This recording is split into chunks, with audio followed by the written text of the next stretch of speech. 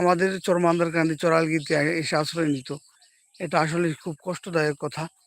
নৌকার যুগে তখন তারা এক গ্রাম থেকে আরেক জায়গায় চলে যেত। আমাদের দাদাদের মুখে শুনেছি একটা সময় নৌকাই ছিল এই এলাকার প্রধান বাহন। বর্তমানে তো এই নৌকার ছিটেফিটেও দেখতে পাই না। ব্রহ্মপুত্র নদ আমাদের এখান থেকে প্রায় 2 কিলোমিটার দূরে, কিন্তু ওখানেও এখন তেমন পানি হয় না। বর্ষার সিজনে একটু কিছু পানি হয়। সেই পানিতে ইঞ্জিন চালিত কিছু নৌকা চলে, পাশাপাশি জেলেদের কিছু নৌকা চলে। বর্তমানে আসলে এ দিন দিন জলবায়ুর পরিবর্তনের কারণে প্রাকৃতিক পরিবেশের ভারসাম্যতা নষ্ট হচ্ছে, তা আমরা দিন দিন টের পাচ্ছি। আর এসবের কারণে আমরা মানুষই। এই যে নতুন নতুন বাসযোগ্যের জন্য নতুন নতুন করে বাসস্থানের জন্য আমরা নতুন জায়গা তৈরি করছি, যার জন্য এই অবস্থা। খাল ভরাট করছি, পুকুর ভরাট করছি, নদীও ভরাট করছি, যার জন্যই তো এই পরিবেশের এই অবস্থা হয়েছে। নদীগুলো বিলীন হতে যাচ্ছে, দিন দিন বাড়তেছে ভূমিকম্প। এটা আসলে আমাদের মানব সৃষ্টির কারণ। এগুলা সত্যি হুমকির মুখে, পৃথিবীকে আমরা হুমকির মুখে ফেলে দিচ্ছি। আবার আমি আপনাদের কাছে আন্তরিকভাবে দুঃখিত, আমি গুছিয়ে কথা বলতে পারি না, এটা ক্ষমা সুন্দর দৃষ্টিতে দেখবেন। এখন 2 জন আছেন, আপনারা যদি কমেন্টসে জানিয়ে দিতেন কে কোথা থেকে দেখছেন আমার এই লাইভ। আমার সোহাগ অপুর চ্যানেল থেকে এটাই প্রথম লাইভ ছিল। প্রথম দিন 2 জন 4 জন পাবো এটা আশা করিনি। আমার বেশ ভালো লেগেছে এই সকাল সকাল। আর আজ বেশিক্ষণ থাকতে পারবো না আপনাদের সাথে। সকাল 6টায় আমাদের প্রিয় দল আর্জেন্টিনা মুখোমুখি হবে কানাডার সাথে, সেই খেলাটা দেখতে হবে। সো আর বেশিক্ষণ সময় দিতে পারতেছি না। আসবো আরেকদিন, কোনো একদিন হয়তো গানের আড্ডা নিয়ে আসবো।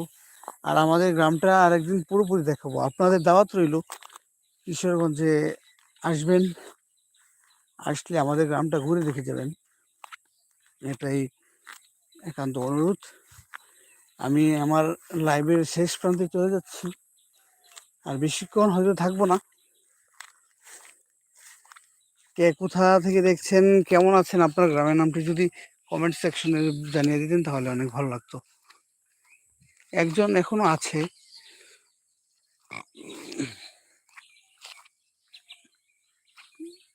এই যে আমাদের গ্রামটা এখান থেকে শুরু, একটা নৌকাকৃতি গ্রাম।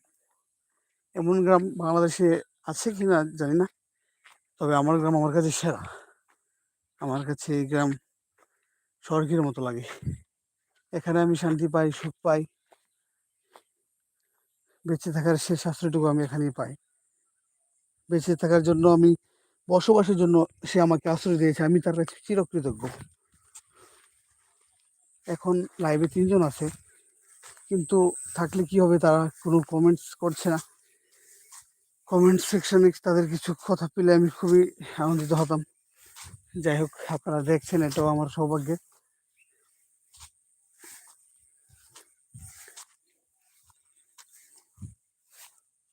দেখেন কত সুন্দর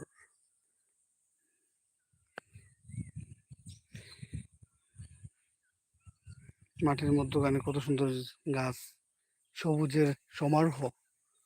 এটাই আসলে গ্রাম বাংলার প্রকৃত রূপ।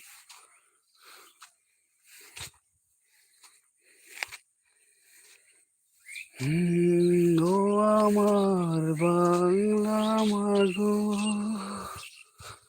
তোমার তোরে ঠেকায় মাথা। আমার বাংলা মাথুর। এই যে আমাদের গ্রামটা। যাই হোক, আর থাকছি না লাইভে, এখন বিদায় নিতে হচ্ছে। আপনারা 3-4 জন যাই ছিলেন প্রথম দিন, সবাইকে অসংখ্য ধন্যবাদ। ভালো থাকবেন, সুস্থ থাকবেন, এই কামনায় শেষ করছি আজকের লাইভ।